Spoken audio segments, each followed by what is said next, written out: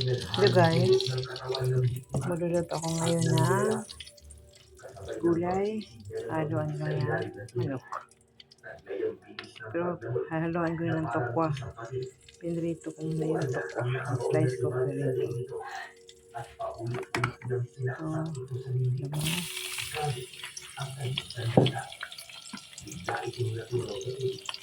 Ilang kaulit na ito.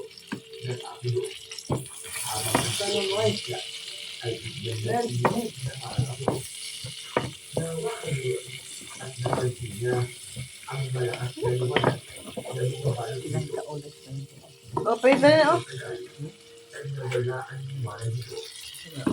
Dali.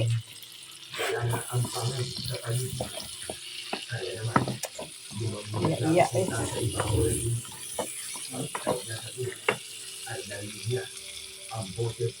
Start naman na. Start na kaya. Hindi ko gawin na kanya.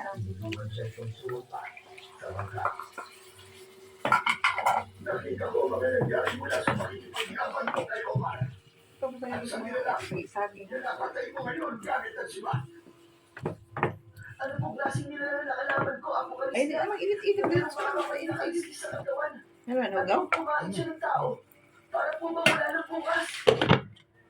Dahil mabangis nilang halimaw ang mat, nasabing kayang sumisid at maniraan sa ilalim ng dagat.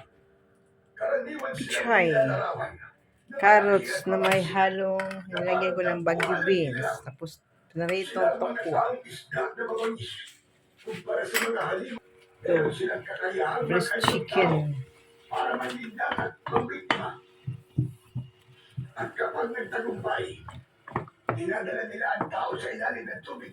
Ting Iba nilang kakayahan suka. para masabing mas mapanganib sila kumpara sa mga aswang sa lupa.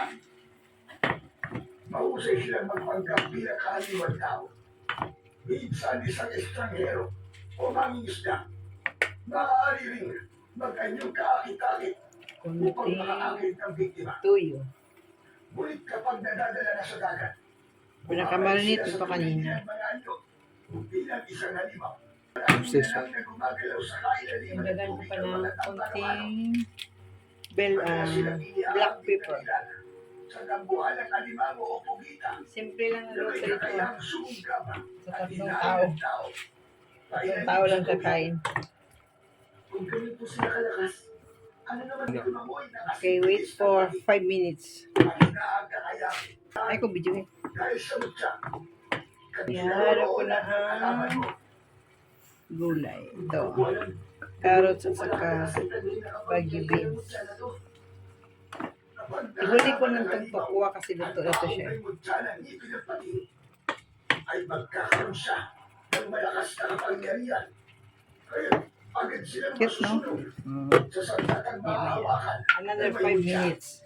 Ito yung siya, video na ito. Sige, istorya ko lang isa. Dali lang. Ay tahimik na pinakakandaan. Pauwi sa kanilang bahay. I-video. Siya na maaari na nakatulog na siya sa kanyang bahay. Ihalo ko nitong pichay. Napabilis ng bawat Pichay, sabay. bagyo pichay. Ito. Hinalo ko na ang sibuyas na dahon sa amin yan. Tapos sili para medyo maanghang konti. Ayan. Ang nag-aalalang kaibigan. Tulad ng pagpapuan na mayroong gulong habang buting-buting ang pawis sa looy na parang nanggaling sa malayong pagtakbo. Amad! Amad, Panasir! Tulungan niyo po kami ni nanay! Marami po sa mga kailangan sa bahay namin! Marami na po sugatan! Nilusog na po tayo ng mga nilang na umahon mula sa dagat! Hindi na nagdalawang isip si Panasir. Tumakbo ito Parang toppings lang itong tokwa. at hinawakan ng upuan ni Aling Inda. Sige. Another 5 minutes. Magmadali kayo pumasok kayo sa loob ng bahay!